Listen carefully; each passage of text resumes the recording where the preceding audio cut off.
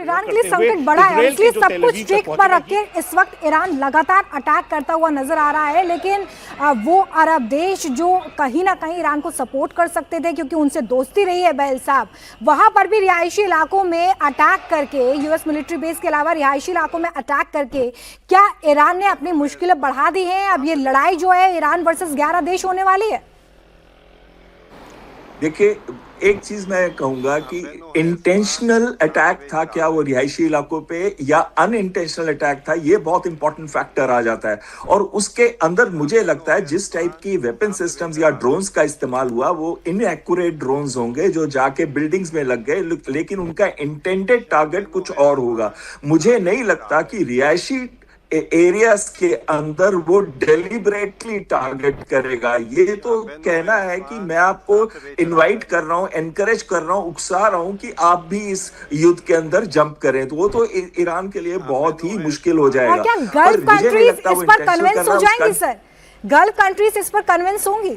देखिए, gulf countries के अंदर एक चीज मैं आपको कहना चाहूंगा कि गल्फ कंट्रीज की जो एबिलिटी है इस समय लड़ने की वो उतनी नहीं है। वो छोटे छोटे देश हैं, छोटी छोटी मिलिट्रीज हैं उनकी। दूसरी चीज आ जाती है, देखिए सऊदी का पैक्ट है, म्यूचुअल डिफेंस पैक्ट है पाकिस्तान के साथ, लेकिन जब अफगानिस्तान के साथ उनका युद्ध चल रहा है तो कहीं भी आप सऊदी अरेबिया की कोई बात सुन नहीं रहे थे। और साथ में ये जितने भी देश हैं ये दूसरे देशों से अपनी सिक्योरिटी ढूंढते हैं और इंटरनेशनल स्टेबलाइजर की तरह देखा जाता था अमेरिका को जब तक वो इंटरनेशनल डिस्टेबलाइजर नहीं बन गया पिछले 1 साल के अंदर। और इस समय अंदर ही अंदर मिडिल ईस्ट देश डरते हैं अमेरिका से, लेकिन मुझे नहीं लगता कि वो रियली चाहते हैं कि यहां एक रीजनल वॉर हो। चलो, तो एक रीजनल वॉर ना हो इसकी तरफ इस वक्त बढ़ रहे हैं, लेकिन जिस तरीके के हमले हो रहे हैं मलिक साहब, आपको क्या लगता है अगर मैं आपसे पूछूं कि अगले 12 घंटे में इस युद्ध का अंजाम क्या होने वाला है दोनों देशों की तरफ से? क्या कोई टैक्टिकल एज किसी एक को मिलता हुआ नजर आ रहा है? तो आप क्या कहेंगे, क्या कॉमेंट होगा आपका? देखिए रोमिता जी, ये बात क्लियर होनी चाहिए कि इस युद्ध के अंदर अमेरिका काफी वक्त लेके और इजराइल काफी वक्त लेके आए हैं। जो बातें चल रही थी वो पर्दे के पीछे 3 महीने से जो बातों का दौर यहां और वहां चल रहा था वो सिर्फ महज मेरे हिसाब से जितनी मेरी समझ है वो एक सिर्फ पर्दा था। पर्दे के पीछे गेम दूसरा चल रहा था। गेम बहुत है, लेकिन चूंकि हम अभी फिलहाल फोकस्ड हैं ऑपरेशन पे, तो हम ऑपरेशन की बात करते हैं। आपने पूछा अगले 12 घंटे, देखिए मुझे लगता है कि आज जो अगले 12 घंटे में मनीष से इस बात से सहमत हूं, इसमें काफी कुछ टेस्ट सामने आ जाएगा। अमेरिका जो कि क्लियर विजन के साथ, क्लियर ऑब्जेक्टिव के साथ आया है, उसका एक ही एंड ऑब्जेक्टिव है वहां के जो रिजीम है उसको चेंज करना। इसमें कितना वक्त लगेगा, इसमें कौन कितना रास्ता तय करना पड़ेगा, ये बात हमें अगले वाले ये फ्यूचर के गर्त में है इस टाइम। लेकिन ये बात सही है कि असली ये रिजीम है जो कि इजराइल के लिए एक नासूर बना हुआ है। इजराइल और अमेरिका दोनों का एक कॉमन ऑब्जेक्टिव बना हुआ है इस रिजीम को चेंज करना। और इसके पीछे रीजन बहुत सारे हैं, बहुत डिस्कशन हो चुका है सोशल मीडिया पे और हमारे टीवीज पे। लेकिन बात यही है कि जो मिनिमम 3 बात थी ईरान ने वो नहीं मानी, और एक्सपेक्टेड भी नहीं था कि ईरान उनको मान जाएगा। इसलिए बातों का टूटना जो जियोपॉलिटिक्स के लोग समझ रखते हैं उनको साफ साफ था कि ये it's a matter of time, जबकि ये युद्ध या ये कॉन्फ्लिक्ट अवश्यंभावी था। और अगले 12 घंटे में मैं था तो इंटेंसिटी ऑफ अटैक्स मेरे ख्याल से बढ़ेगी और इसके साथ क्वांटम देखना पड़ेगा कि रिएक्शन एक दूसरे से कैसे आता है। जी, तो फिलहाल सभी लॉन्ग टर्म मिलिट्री कैंपेन की तरफ इशारा करते हुए नजर आ रहा है कि आने वाले कुछ घंटे इतने ज्यादा क्रिटिकल होने वाले हैं जिससे ये पता चलेगा कि ये वॉर और कितनी ज्यादा खिंचने वाली है। और क्या साइंस दिखाई देते हैं मनीष जिससे हम ये समझे? राजीव अग्रवाल सबसे बेस्ट है इसमें, बताता हूँ मनीष। आने वाले कुछ और घंटों में अगर हम नेक्स्ट फेज की बात करें, जो इस वॉर का नेक्स्ट फेज है, वो और क्या हो सकता है? और ये जो बैठक होने वाली है अभी 2:30 बजे, ये कितनी महत्वपूर्ण हो जाएगी? देखिए, यूनाइटेड नेशन सिक्योरिटी काउंसिल की बैठक से आप ज़्यादा उम्मीद मत लगाइए। उसकी वजह यह है कि पास्ट रिकॉर्ड उसका ऐसे ही रहा है। बैठक में ईरान अपनी बात कह चुका है। ईरान ने इस बात को अपने अलग अलग मंचों से भी इस बात को कहा है कि अमेरिका और इजराइल के जितने भी टारगेट हैं वो उनके प्राइम टारगेट हैं। इसका मतलब बिल्कुल क्लियर है कि ये पूरे एस्केलेशन के तौर पर इसे देखा जा रहा है। लेकिन अगले 12 घंटे क्या होंगे ये कहना बहुत ही इस समय जल्दबाजी भी होगी और इसे गंभीरता के साथ देखना होगा, क्योंकि जो वेव्स जिस तरीके से ईरान इस समय इजराइल या फिर अमेरिका के साथ साथ उन कंट्रीज़ पे डाल रहा है जहां पर अमेरिकी बेसिस हैं या फिर अमेरिकी लॉजिस्टिक सप्लाई चेन है या अमेरिकन के वहां पे जहां पर उनकी रिहाइश है, उन सभी एरियाज़ को जैसे टारगेट कर रहा है, वो मिलिट्री एरिया है, रिहायशी एरिया है, या फिर ड्रोन जो कि बिल्कुल पिन पॉइंट ऑपरेशन कर रहे हैं, कैमिकाजी ड्रोन, वो बिल्डिंग्स पे जाके लग रहा है, चाहे पाम जुमेरा हो या फिर दुबई का होटल हो। तो इसीलिए कहना बहुत ही जल्दबाजी होगा। अगले 12 घंटे बहुत निर्णायक होंगे और जैसा कि एक्सपर्ट्स बता रहे थे कि ये जो सोच समझ के अमेरिका उतरा है, वेनेजुएला का ऑपरेशन के तौर पर अगर मैं आपको एक रेफरेंस के तौर पे दूं, अमेरिका ने वेनेजुएला में ऑपरेशन किया, वहां से पिक करने के बाद पूरे सिस्टम को कोलैप्स किया। मनीष, आपके पास लौट रही हूं इस वक्त, एक और बड़ी खबर सामने आ रही है। दर्शकों को बता दें, ईरान के मशहद में अमेरिका के खिलाफ जबरदस्त प्रदर्शन हो रहा है। ईरान के मशहद में लाखों की भीड़ इस वक्त जुटी हुई है। Death to America, death to Israel के नारे इस वक्त वहां के लोग लगाते हुए नजर आ रहे हैं।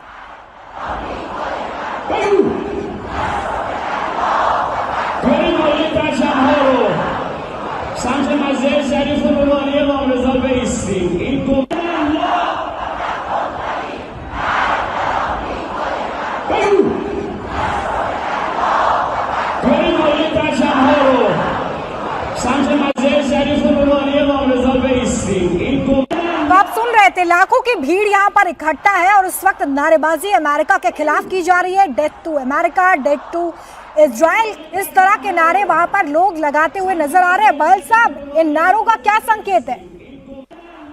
देखिए, कभी भी किसी कंट्री के ऊपर युद्ध जब होता है या थोपा जाता है तो उसके देश के नागरिक हमेशा पैट्रियोटिक होते हैं और अपने देश के लिए खड़े हो जाते हैं। ये लोग इस रजीम को पसंद ना भी करें, लेकिन अमेरिका और इजराइल को हेट करते हैं, इसमें तो कोई डाउट नहीं है। और ये किसी को भी शक नहीं होना चाहिए कि कहीं भी अगर ऐसे लगता हो कि क्योंकि ये ईरानियन है और ये हेट करते हैं, अगर इनमें से कुछ हैं, ये नहीं कि सारे के सारे, बट कई सारे इनके हेट करते हैं अगर करंट रजीम को भी, तो वो अमेरिका और इजराइल को, मैं उनको मैसेज देना चाहता हूँ, उसको उससे भी ज्यादा हेट करते हैं। ये पहली बात है। दूसरी बात है, आप एक प्रश्न पूछ रहे थे कि क्या नेक्स्ट स्टेप क्या होगा ईरान का। देखिए, अभी तक जो मेरी अपनी कैलकुलेशन है, इसे हम कहते हैं ओवर टारगेट रिक्वायरमेंट कैलकुलेशन, कितने वेपन सिस्टम्स की जरूरत होगी। आप एक टारगेट सिस्टम को डिस्ट्रॉय कर सकते हैं, किस टाइप के weapon systems, accuracy, speed, survivability, सब कुछ आता है उसके अंदर। तो मेरे हिसाब से क्षमता है ईरान के पास अमेरिका के एयरक्राफ्ट कैरियर्स को हमला करके काफी बुरी तरह डैमेज करने की है, अगर वो प्रॉपर टैक्टिक्स और number of weapon systems simultaneously saturation time compression strike में करते हैं। और उनके पास वो वेपन सिस्टम है अभी, जैसे कि तालिये, ये एक ऐसी क्रूज मिसाइल है जो 1000 किलोमीटर की रेंज है और एंटी शिपिंग मिसाइल है। उनके पास नूर भी है, एंटी शिपिंग मिसाइल। अभी मैं उस सीएम मिसाइल की तो बात ही नहीं कर रहा जो चाइना से आ रही है या आ चुकी है। तो ये सारे सिस्टम है। फास्ट अटैक क्राफ्ट उनके पास 1500 है, जिसके अंदर 250 को मॉडिफाई किया गया एंटी शिप के लिए।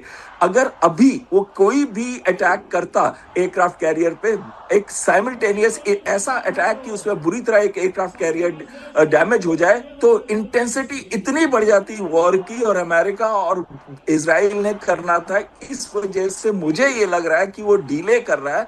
लेकिन अगर उनके ऊपर ऐसा डेबिलिटेटिंग डैमेज होता है तो मुझे ये लगता है कि वो एयरक्राफ्ट कैरियर को एक सोची समझी स्ट्रेटजी के अंदर और टैक्टिक्स के साथ लगाते हुए काफी बुरी तरह से, दोनों नहीं तो एक एयरक्राफ्ट कैरियर को तो कम से कम डैमेज कर सकता है, जिसके अंदर 4500 से 5000 के करीब सेलर्स होते हैं, 75 से 90 जहाज होते हैं। बिल्कुल। तो बहल साहब, बिल्कुल क्लियर माइंडसेट के साथ इस वक्त ईरान, इजराइल, अमेरिका इस वॉर में आगे बढ़ रहे हैं, ये कहना चाह रहे हैं। हमारे साथ अमजद अयूब मिर्जा भी जुड़ गए, एक्टिविस्ट हैं, यूके से हमारे साथ जुड़े हुए हैं। अमजद जी, जिस तरीके से इस वक्त वॉर फ्रंट खुल रहा है और लगातार ईरान की तरफ से अटैक जो किए जा रहे हैं, फर्स्ट कमेंट आपका कि अगले कुछ घंटे कितने इंपॉर्टेंट? बहुत शुक्रिया। देखिए, सबसे पहले तो मैं पाकिस्तानी ऑक्युपाइड जम्मू कश्मीर और पाकिस्तानी ऑक्युपाइड गिलगित बल्तिस्तान के अवाम की तरफ से अफगानिस्तान के अवाम के साथ, अपनी अफगान पाक वॉर में अफगानिस्तान के साथ खड़े हैं। हम समझते हैं पाकिस्तान एक एग्रेसर है और वॉर क्राइम्स का मुर्तकिब हो रहा है। इसी तरह से जो इजराइल और अमेरिका ने ईरान पे हल्ला बोला है और उसके जवाब में जो ईरान कर रहा है, ये तो देखें कॉन्सिक्वेंसेस हैं। ये जो ईरान करता रहा है या जो इजराइल करता रहा है या जो अमेरिका करता रहा है, ये अब उसके हम कॉन्सिक्वेंसेस देख रहे हैं। तो बहुत ही अफसोसनाक सूरत हाल है कि हमारे इस रीजन में जंग को हम पर मुसल्लत किया जा रहा है एक ऐसे वक्त में जब हमारा देश जो है, जब एक ऐसे वक्त में जब हमारा टारगेट 2047 है डेवलप्ड हिंदुस्तान बनाने का, ये सारी चीजें हमने देखनी है। और अगले जो 24 घंटे या 48 घंटे हैं, ये बहुत ही ज्यादा इम्पोर्टेंट हैं, क्योंकि पाकिस्तान भी जंग हार रहा है और ईरान ने भी साबित किया है कि उसको आप इतना आसानी से शिकस्त नहीं दे सकते। और जो अभी हमारे सरदार जी बात कर रहे थे वॉरशिप्स की, तो 80-90 जहाज़ों के साथ जो वॉरशिप चलता है उसको टारगेट मैं एग्री करता हूं कि अभी ईरानियंस डिले कर रहे हैं। वो मार सकते हैं, उसको टारगेट कर सकते हैं, लेकिन वो डिले कर रहे हैं। बाकी जहां तक बात आ जाती है कि ईरान में मशहद में लाखों लोग बाहर आ गए, और जिस तरह लास्ट स्पीकर कह रहे थे कि जब किसी देश पे हमला होता है तो पूरा देश इकट्ठा हो जाता है, चाहे वो मुखालिफ हो चाहे ना हो। यही सबसे बड़ी मैं समझता हूं कि गलती होती है अवाम की, और उसकी वजह ये होती है कि वो इस लम्हे के लिए तैयार नहीं होते। ये इनकलाबी लम्हात हैं ईरान और अफगानिस्तान के लिए। अगर इस वक्त वहाँ की अवाम को जमहूरी कमेटियों में मुनज़्ज़म किया गया होता, तो इससे बेहतरीन वक्त जो है वो ईरान में रजीम चेंज के लिए और कोई नहीं था कि अंदर से बगावत होती, और उस बगावत के नतीजे में जो है ईरानियन रजीम को शिकस्त दे के पूरी अवाम फिर अमेरिका और इजराइल के मुकाबले पे आती। मतलब है, इस किस्म की स्ट्रैटेजीज ना हम अफगानिस्तान में देखते हैं, ना हम पाकिस्तान में देखते हैं, ना ईरान में देखते हैं। तो ये खून खराबा ही होगा। इसका नतीजा जो है वो कोई ऐसा नतीजा नहीं आएगा कि कोई निज़ाम बदल जाए या कोई, ये सिलसिला चलता रहेगा। जी चलिए, तो ये वॉर और ज़्यादा आगे बढ़ेगी, इसका कोई नतीजा नहीं निकलेगा। लेकिन इस वक्त जिस तरीके की लड़ाई बैटल ग्राउंड पर नजर आ रही है, वो कई संकेत दे रही है, और लगातार एक्सपर्ट्स हमें समझा भी रहे हैं कि आने वाले कुछ घंटे इस वॉर में कितने ज़्यादा इंपॉर्टेंट होने वाले हैं। ईरान की तरफ से क्या स्ट्रेटेजिकल मूव हो सकता है अमेरिका और इजराइल के खिलाफ, और ईरान अपनी तरफ से एक जो बड़ी मैसेजिंग करने की कोशिश कर रहा है लगातार अटैक करके, वो बहुत बड़ा साइन है कि ईरान इस बार पूरी तरीके से तैयार नजर आ रहा है। मलिक साहब, जो मिलिट्री स्ट्रैटेजीज इस वक्त अपनाई जा रही हैं, क्या ये डेटरेंस एस्टैब्लिश करने की कोशिश है या फिर रिजीम लेवल प्रेशर क्रिएट करने की कोशिश आपको लग रही है? रोमिता जी, उससे पहले मैं आपके सामने ये मतलब दो बातें ये कहना चाहूंगा कि देखिए, आप 12 घंटे 24 घंटे, मैं समझता हूं कि अगले 48 घंटे हैं वो डिसाइड करेंगे कि ये जो रोड है वो किधर बढ़ जाएगा। देखिए, इजराइल और यूएस का पूरी कोशिश रहेगी कि वहां के जो साइलोज हैं, जो मिसाइल फायर कर रहे हैं, उनको मैक्सिमम डिटेक्ट करके उनको डिस्ट्रॉय किया जाए, उनको डिजिटली ब्लाइंड किया जाए। इसके साथ साथ, जैसे कि मनीष बता रहे थे, एफओएल डंप से, यानी उनकी कम्युनिकेशन लाइन, एडमिनिस्ट्रेशन लाइन को काटा जाए, ताकि उनकी ऑक्सीजन काटी जाए। ऑक्सीजन यानी उनको फाइटिंग कैपेबिलिटी जहां से मिल रही है उसको पंगु बनाया जाए। और इसके साथ साथ वहां पर जो आपने दिन में सुना होगा, मैं भी फॉलो कर रहा था, साइबर वारफेयर यानी साइबर अटैक भी ईरान के सिस्टम्स के ऊपर हुआ, ताकि वो अपने सिस्टम्स को पूरी तरह से ऑपरेशनल ना कर सके। उनके पास जो एयर डिफेंस है, जैसे HQ-9 है, चाइनीज ओरिजिन के हैं, HQ-9 है, HQ-15 है, शायद 19 है, और इसी तरह से S-300 भी है। लेकिन इसके बावजूद भी उनका एयर डिफेंस इफेक्टिव नहीं है। ये उनकी बहुत बड़ी वीकनेस है। और जब एयरक्राफ्ट लाइक राफ्टर और या फिर F-35 आते हैं, उनका एयर डिफेंस के बिना, या जब वो बम्बार्ड करते हैं, बम्बार्डिंग करेंगे, तो इनका ये कोई मुकाबला नहीं होता है। इसके अलावा जैसे जैसे आप 48 घंटे के बाद हम जब देखेंगे, तो हमको लगेगा कि देखिए सैचुरेशन की तरफ जा रहा है, यानी कितने रिएक्शन कैसे हुआ है, जो अटैक हुआ है, काउंटर अटैक में कितना एम्युनिशन या किस टाइप के हथियार को इस्तेमाल किया गया है, वो सब डिसाइड करेंगे कि आगे का रास्ता किस तरफ मुड़ता है। रही बात यह है कि जो जी जी जी सॉरी जी, आप अपनी बात करें। इजराइल और यूएस का यह बात साफ है कि वो एक क्लियर ऑब्जेक्टिव है, उस ऑब्जेक्टिव की तरफ बढ़ेंगे। कभी वो धीमा पड़ेंगे, कभी वो तेज करेंगे, कभी इंटेंसिटी को बढ़ाएंगे अटैक के, या हो सकता है टैक्टिक्स को भी इन बिटवीन वो चेंज करें। जी रुमिता जी। बिल्कुल मनीष, क्या वॉर जोन से अभी कोई अपडेट आपके पास? देखिए, लगातार ये अपडेट आ रहा है कि, लेकिन ये कहना, क्योंकि इस समय साइकोलॉजिकल वॉरफेयर बहुत ज़्यादा शुरू हो गया है।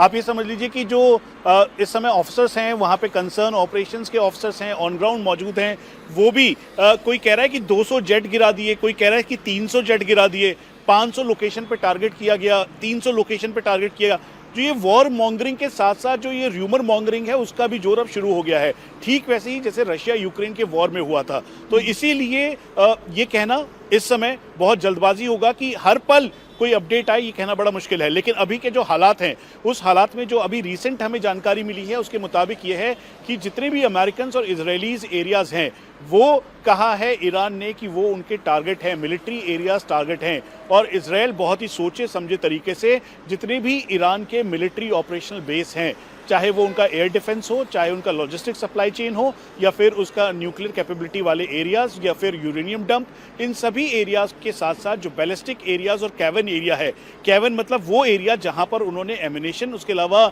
जो अपनी मिसाइल्स हैं, उसको सबको छुपा के रखा है, अंदर रखा है, उन एरियाज पे टारगेट किया जाएगा। और यही इस समय किया जा रहा है। तो ये इसलिए मैं बार बार इसका जिक्र कर रहा हूं कि एसिमेट्रिक वॉरफेयर है, आमने सामने की लड़ाई नहीं, बल्कि एक मिसाइल दाग रहा है दूसरी कंट्री पे और दूसरा इधर मिसाइल दाग रहा है। तो इन सब के साथ साथ ये कहना बहुत ही इस समय इंपॉर्टेंट होगा। और जिसका अभी एयरक्राफ्ट कैरियर, यूएस के एयरक्राफ्ट कैरियर की बात कर रहे थे, वो यूएसएस फोर्ड है, जो इस समय मेडिटेरियन सी में है।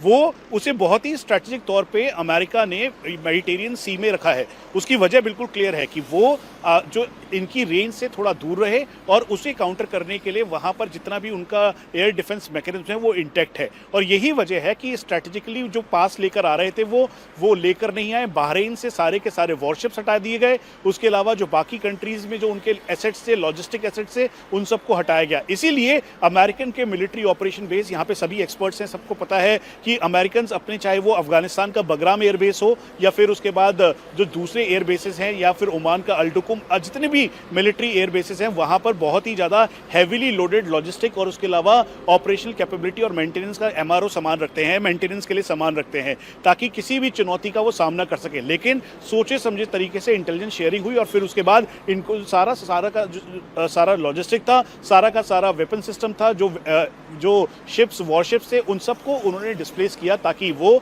ईरान की जद से बाहर हो। ईरान बिल्कुल हाइपरसोनिक मिसाइल्स, अपने बैलिस्टिक मिसाइल्स और सब कुछ दाग सकता है, लेकिन एक लेवल होता है और इस लेवल को धीरे धीरे उस तक पहुंचाया जाता है। पहले दिन ही लेवल को धीरे धीरे क्रॉस किया जाता है। तो बल साहब, अभी ये मान लें कि दोनों तरफ से जो रेड लाइंस हैं उन्हें क्रॉस नहीं किया गया है।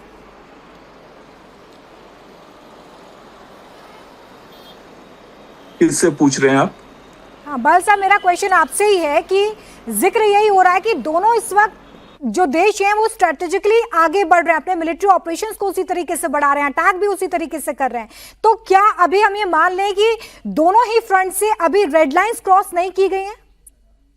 देखिए, रेड लाइन तो तब इमीडिएट क्रॉस हो जाती है जब आप एक बॉर्डर का एरिया, जो उनकी सॉवरेनिटी है, उसको तोड़ते हैं और हमला करते हैं। लेकिन ये ग्रेजुएटेड एस्केलेशन मैट्रिक्स पे काम कर रहे हैं दोनों, यानी कि एक साइड से भी पूरा तरह से हमला नहीं हुआ था। अगर आप देखिए, फेज बाय फेज वो बढ़ा रहे हैं। एफओएल डंप्स को पहले वेव में नहीं अटैक किया था उन्होंने। पॉलिटिको मिलिट्री टारगेट्स जो लीडरशिप के हैं, चाहे वो पॉलिटिकल है या मिलिट्री के हैं, पेजेश्किन से लेके खमैनी से लेके फिर मिलिट्री के जो उनके चीफ ऑफ आर्मी चीफ हैं, उन सब के टारगेट्स हैं वो उन्होंने एक ग्रेजुएटेड वे से किया है। दूसरा है कि जो अब सिचुएशन ऐसी आ गई है, मैं उनकी बात से एक बात से सहमत हूं कि एक एयरक्राफ्ट कैरियर उनका अभी मेडिटेरेनियन में है, लेकिन दूसरा एयरक्राफ्ट कैरियर अब्राहम लिंकन जो है वो अभी भी इनके रेडियस ऑफ एक्शन 1000 किलोमीटर के अंदर ही है। तो अगर मैं ये कहूंगा कि दोनों एयरक्राफ्ट कैरियर वहां से जा चुके हैं तो वो शायद सही नहीं होगा। और तीसरी चीज इस पे आ जाती है कि ये जो अभी स्ट्रेटजी बना रहे हैं, ये दोनों एक दूसरे के साथ प्ले कर रहे हैं। और जैसे जैसे दूसरा कर रहा है, और हमेशा से ईरान ने, अगर आप देखिए scale and scope of operations, अपने ऊपर जो हमले हुए, अगर आप 12 दिन के पहले 12 दिन का युद्ध देखिए जून 2025 का, जिस स्केल और स्कोप से उन्होंने अपने हमले किए थे, इजराइल के ऊपर बढ़ाए थे, जैसे जैसे इजराइल के हमले और घातक होते जा रहे थे, उसके बाद उनका भी स्केल बढ़ता जा रहा था। और आखिरी चीज मैं इस पे ये कहना चाहूंगा कि सारा का सारा जो उनकी कैपेबिलिटी है, वो पहले 2 दिन में नहीं खत्म करेंगे, वो चूज करेंगे। और उनको मदद कर रहे हैं चीन, जो उनको इंटेलिजेंस प्रोवाइड कर रहा है और उनको सप्लाईज दे रहा है वेपन सिस्टम्स की। और ये बात मैं मानने को बिल्कुल तैयार हूं कि जो लॉजिस्टिक हब है और जो सप्लाई चेन का हब है, खासकर जैसे देखिए आप दुबई का है, दुबई के अंदर अल मिनार बेस है, या जबेल पोर्ट है, या फिर अल धाफरा है जो एयरपोर्ट जो कि अबू धाबी में है, वो सारे के सारे सस्टेनमेंट कमांड के अंदर आने वाले लॉजिस्टिक एंड सप्लाई चेन के हब हैं। तो उनके ऊपर भी ईरान हमला कर रहा है, लेकिन उसके हमले उतने सटीक नहीं हैं। तो एक तरीके से अगर मैं मलिक साहब यहाँ पर ये समझना चाहूँ कि रशिया या चाइना की अगर हम बात करें, तो क्या वो एक स्ट्रेटेजिक पोजीशनिंग में आके इस वॉर में अपना कोई भी रोल निभाने वाले हैं, या पर्दे के पीछे से ये सारी मदद होने वाली है? रोमित जी, देखिए चाइना की जहां तक बात है, चाइना का ट्रैक रिकॉर्ड बड़ा ही क्लियर है। चाइना कभी भी मिलिट्री अपने आप को ऑपरेशन के अंदर नहीं झोंकेगा, अपनी मिलिट्री वर्क नहीं भेजेगा, ना ही अपने वारशिप्स वगैरह भेजने की उसकी उम्मीद है। हाँ, वो वेपन सिस्टम से, रडार सिस्टम, डिटेक्शन सिस्टम से, इन सब से जरूर मदद कर रहा है। ऑलरेडी उसने जो पिछले 3 महीने गया है, और जब से 3 महीने की दोनों साइड तैयारी कर रहे हैं, चाइना ने काफी कुछ वेपनरी उसको दे दिया है। और यही कारण था मेरे ख्याल से कि जिसने इतना बड़ा कॉन्फिडेंस बढ़ाया ईरान का, और ईरान बार बार ये कह रहा था और एक तरह से धमकी पे भी उतर रहा था कभी कभी कि हम आप शुरू करेंगे और हम खत्म करेंगे। आज भी उसके ईरान के अंदर से यही स्टेटमेंट आ रहा है कि आपने शुरू किया है, खत्म हम करेंगे। इसका मतलब यह है कि उसके पास जो उसकी शक्ति है, प्रोजेक्टाइल्स की शक्ति है, उसकी इनहेरेंट इसकी मिसाइल की स्टोरेज है, मिसाइल की क्वांटिटी, क्वांटम उसके पास है। इसके साथ साथ जो चाइना ने उसको किया है, मैं समझता हूं ये सब चीज उसको एक तरह से इतना आत्मविश्वास दे रही है। रशिया की जहां तक बात है, रशिया अभी भी एंगेज है, लेकिन रशिया भी इस स्थिति में नहीं है कि वो बहुत ज्यादा वेपन सप्लाई कर सके। हालांकि रशिया की वेपन मैन्युफैक्चरिंग में ये पिछले 4 साल के बावजूद उसके अंदर कोई ज्यादा कोई खास कमी नहीं आई है, पर ऐसा लगता है कि चाइना का ज्यादा रोल होगा, क्योंकि चाइना ज्यादा अफेक्ट हो रहा है। मैं आपका 1 मिनट और लूंगा।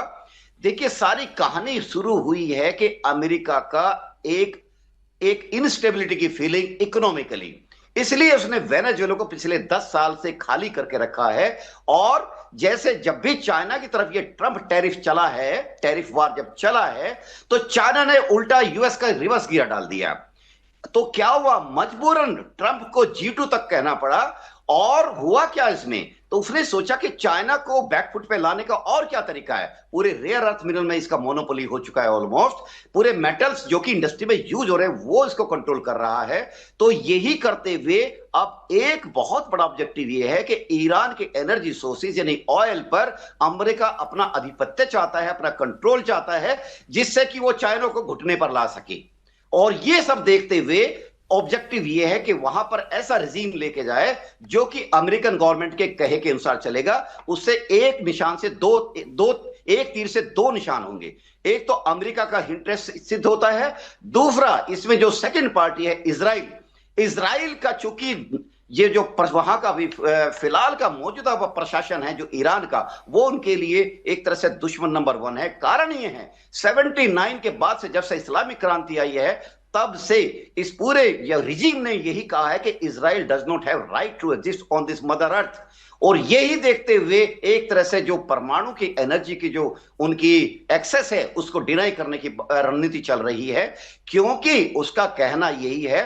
देखिए, मैं आपको ये बता दूं रोमिता जी, कि जब जितने भी न्यूक्लियर पावर्ड नेशन है दुनिया के अंदर, वो क्या कर रहे हैं, न्यूक्लियर पावर, हम सब जानते हैं न्यूक्लियर वेपन्स एक तरह से बैलेंसिंग एक्ट का काम करते हैं। लेकिन बैलेंसिंग एक्ट और कब कोई रॉग नेशन आके उसको एक तरह से ब्लैकमेल में टर्न, ये बड़ी थिन लाइन है। तो यही रीजन शायद चिंता सता रही है इजराइल को अमेरिका से ज्यादा, कि अगर ये न्यूक्लियर वेपन की तरफ बढ़ता है तो एक तरह से ब्लैकमेलिंग पोजीशन में ईरान आ जाएगा। जी बिल्कुल, तो ये सारी स्ट्रैटेजी है इसके पीछे जो इस वक्त हम डिस्कस कर रहे हैं कि आखिर ये युद्ध जिस तरीके से बढ़ रहा है इसमें सामने मिलिट्री ऑपरेशंस के पीछे जो हित साधे जा रहे हैं वो क्या है। मिर्जा साहब भी हमारे साथ लगातार जुड़े हुए हैं। मिर्जा साहब, अगर ये युद्ध थोड़ा लंबा चलता है तो वैश्विक अर्थव्यवस्था पर या ऊर्जा सुरक्षा पर आप इसका क्या इम्पैक्ट देखते हैं? क्या ये इम्पैक्ट लॉन्ग टर्म होगा, शॉर्ट टर्म होगा? किसके ऊपर इम्पैक्ट? सर, मैं आपसे समझना चाह रही हूँ कि जो वैश्विक अर्थव्यवस्था है या जो हम ऊर्जा सुरक्षा की बात मुझे ये करते हैं। समझ नहीं आ रही। हिंदी का मुश्किल है ये मेरे लिए, ये व्यवस्थित। इसका इंग्लिश या उर्दू में बताएं।